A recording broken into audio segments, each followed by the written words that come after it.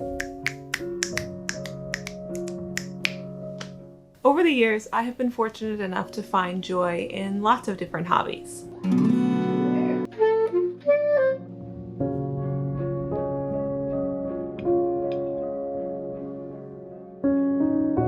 it say letter smasher?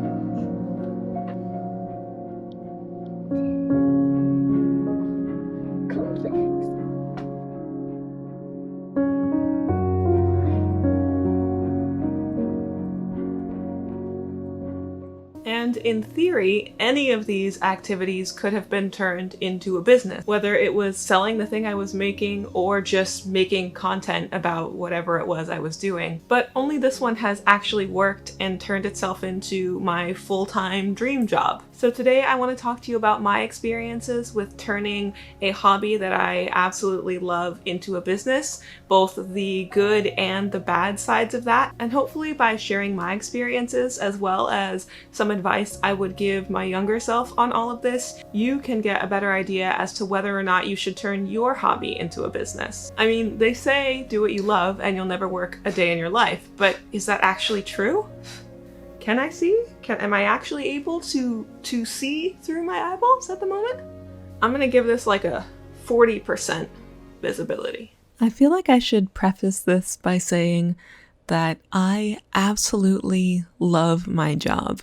I love that it often feels more like I'm just on a journey and have opened the window for all of you so you can share in it with me. And I honestly couldn't imagine being in a better place physically, meaning in this studio and in this home, which is possible because of you guys and because of what we've grown here together, but also in the larger, less physical picture of my life as a whole and the things I've learned and the ways I've grown as a person. I'm just so grateful for where I am.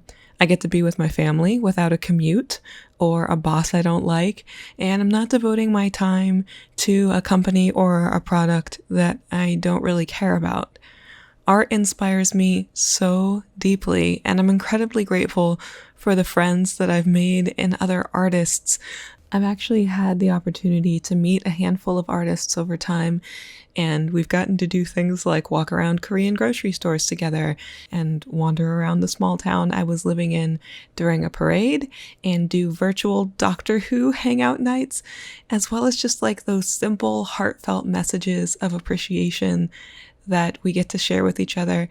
And that has, without a doubt, been my absolute favorite thing about getting to do what I do. And it's not even necessarily about art. It is in that art connects all of us, but those connections with people have been the most special thing.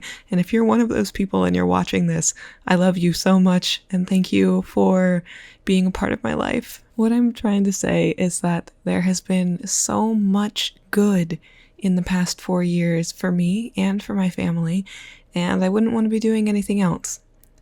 That being said, there have been plenty of not so good things in there too. I want to make a separate specific video talking about the downsides of my job as a whole, things that could apply to pretty much anyone who is self-employed and specifically who makes content on the internet. But today we're focusing specifically on art, how things I make have changed, and how the hobby isn't what it used to be for me. In fact, it isn't a hobby at all, like by definition, like a hobby's something. Anyway, that kind of leads into my first point. I really don't do art just as a hobby anymore. I'm sitting down today with my sketchbook, which is something I haven't done like this in a very long time. And even though it's for a video, I'm still counting this as like a personal sketchbook session, because the majority of the time when I would get out a sketchbook, and those times were few and far between, it was as quick as I could get in and out to plan for some future project, whether it was thumbnailing for a painting or testing out or swatching some art supplies, just getting in, getting out, and moving on to the things that I have to do, that checklist every month I have to get through of things for work. Now, that was never really the goal for me, and I feel like the sketchbook captures so much of what it is that I kind of feel like I've lost about art. Like when I think about sitting down to take the time to just sketch, whether it's to explore a particular concept or just to practice or to push paint around or to see what certain colors look like mixed together or to try drawing a particular thing, I have to fight with my brain not to try to make it like monetized content. So I have to go through the process every time of going, this doesn't have to be a video. This doesn't have to be a print. This doesn't have to be, this doesn't have to be part of my monthly Patreon rewards. And it's so hard for me to just sit down and make art for fun. I think for a while I allowed myself to think that that wasn't very important or that it wasn't completely necessary because I love all of the art that I make and I love getting to spend all of that time, so I learn from all of it. So isn't that enough? Isn't that enough enjoying art and having fun with it? And in doing even just this simple sketchbook page, I learned that I really do need more. And the sketchbook is such an absolute vital thing. And I really did have such a great time exploring and just playing around in my sketchbook today. The first few little faces that I'm sketching in brush pen, I didn't use any reference images for or anything. I just grabbed colors that I liked and tried to draw some little heads, and it was fun. But there's so much to be learned during this time, and these explorations are absolutely vital. I really do need to get back into the habit of spending more time here. I've been feeling more and more lately over the past few years that time is just so incredibly valuable. And I think that that has pushed me a little bit negatively to go, okay, I want to spend the least amount of time of this on this as possible. And my conviction and my excitement for my work has suffered because of it. So lately, in the last few weeks, I've been trying to just take more time with a lot of things. So waking up in the morning, and once my kids are up and off to school, I've been trying to just spend more quiet time in the morning, meditating or knitting or having a cup of tea before I jump into work and just getting in a better headspace. And then I also just want to be more intentional about my content, which is scary for me because it does feel pretty vulnerable to even just be on camera. For me, it's never something I've been very much in the habit of doing, but I really want to do it more. I want this channel to belong to me and to us and not just to my art. And those sorts of intentional decisions have definitely fallen by the wayside when it comes to how I make art. And it really is a tricky thing when I'm working on things like this because it's that constant process of recalibrating my brain as far as what I want to share. When I think about what is my job, what kind of content am I creating? Now, sometimes it's what kind of content do I want to create, but also I have to ask myself what kind of content is going to be effective to create. I think the age of like the art challenge where we draw with coffee and do like 3 marker challenges, like I think the heyday of that sort of thing has passed. But whenever I see trends, I have to fight the urge to jump on them just for the sake of jumping on them, even if I don't actually care about them. So I have to filter everything through what's the point in what I'm doing, whether it's like challenges or just sharing my journey, doing art supply reviews, sharing just painting processes, doing studio vlogs. And I love all of those things in different measure, but that doesn't mean they're going to come out on the other end as all having had the same value. And then I have to think about what gives something value? What gives a review video more value than a studio vlog? And I don't want the answer to just be, okay, well, the video got more views, because those numbers will fluctuate. And there have been some videos that I have been so proud of, and I put the extra time in, and I felt like I was honest and vulnerable and shared things that were really special to me. And I worked really hard to make the video nice. And then it did not get very many views compared to things that have more of like an initial wow factor, I guess.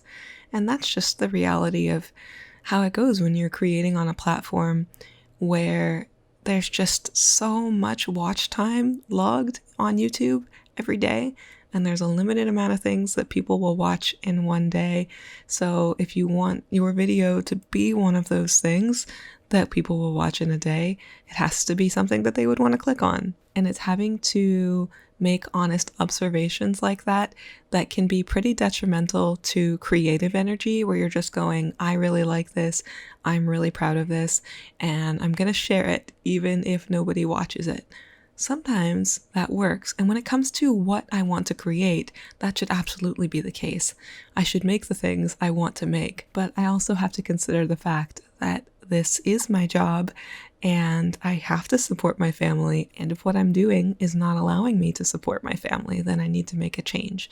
It's just things that are important to consider, and it's that roller coaster that I have to go on when I sit down at the beginning of every week or every month and decide how I'm going to spend my time. So to address the statement, do what you love and you'll never work a day in your life, I think an altered version of that statement could also be true, which is do what you love and you'll never feel like you stop working, which I know is true not just for myself, but for a lot of people. When you try to take something that you love and turn it into your job and turn it into a livelihood, everything becomes content or has the potential for content. And then it can be so stressful just to work on something private or personal and not monetize that in some way. So I think the honest truth about do what you love and you'll never work a day in your life is that it's a very, very, very active process. So I love art, but if all I did was share a painting process every week and it was exactly the same format, I never changed it, I never talked about anything different, I could see that sort of thing losing appeal over time. So it has to be more about sharing the journey and the growth and the process and the things that change over time. There will be times where I have to abandon the desire to just do whatever I think would get the most views, which is hard to guess anyway and to know for sure. And I have to just chase that exciting idea, and the other people who find that exciting will be excited with me and it'll be worth it. And I wish I could say that in some idealized way, that's all that matters. Just do what you're excited about, and the people who are also excited about it will follow you and they will support you. And in some ways that's true, but it's still a job and you still have to do good at it, or at least be working hard to get better at it. Because if the quality isn't there, then your message doesn't get through. The thing you're trying to say can be hampered and held back. And a really important point that I didn't even get to make is that this is not my first attempt at being my own boss and starting my own quote-unquote business. It is the fourth, I believe. So when I was in my early 20s, I wanted to knit and crochet things that I could sell on Etsy, and that didn't pan out. And then I wanted to start a blog about a lifestyle blog, and that didn't pan out. And then if you look way back at the very most early beginning videos of this channel, which I'm almost embarrassed to even mention just because they're so old and I didn't know as much about making videos as I do now, my husband and I wanted to review board games, and I was painting board game miniatures and even sold some of them. And while all of those things were hobbies and activities that I absolutely loved, ultimately they didn't grow into something sustainable. I guess if I could sum up my advice to my younger self, it would be that doing what you love is an active, changing, evolving process. So I love making art, but more than that, I love creating calming spaces and inspiring calmness and creativity in other people.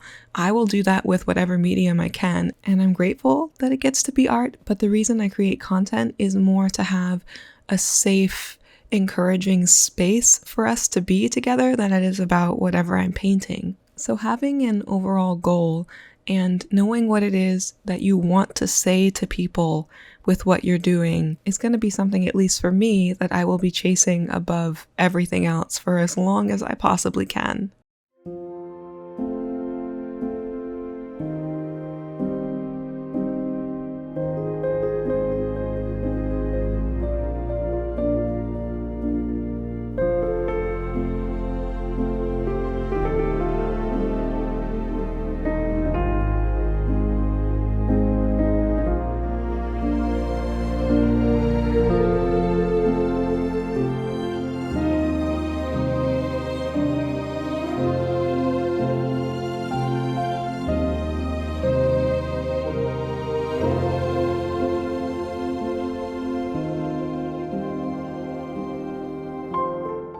As always, a huge thank you to my patrons over on Patreon and my members here on YouTube. Thank you all so much for supporting me and for being there for me. I hope you're all enjoying the behind the scenes things. It's almost time for this month's real-time video that's coming very soon. And thank you all so much to you guys. I would love to start a conversation about this down in the comments. So if you have any other questions, let me know. Let me know what you think. Let me know what your favorite hobbies are, or if we share any hobbies. And if you have any experience or interest in turning that into not something more, because the hobby is enough in itself, but something that generates income for you. I'd love to hear from you. Thank you all so much for watching this video, and I will talk to you next week. Bye bye.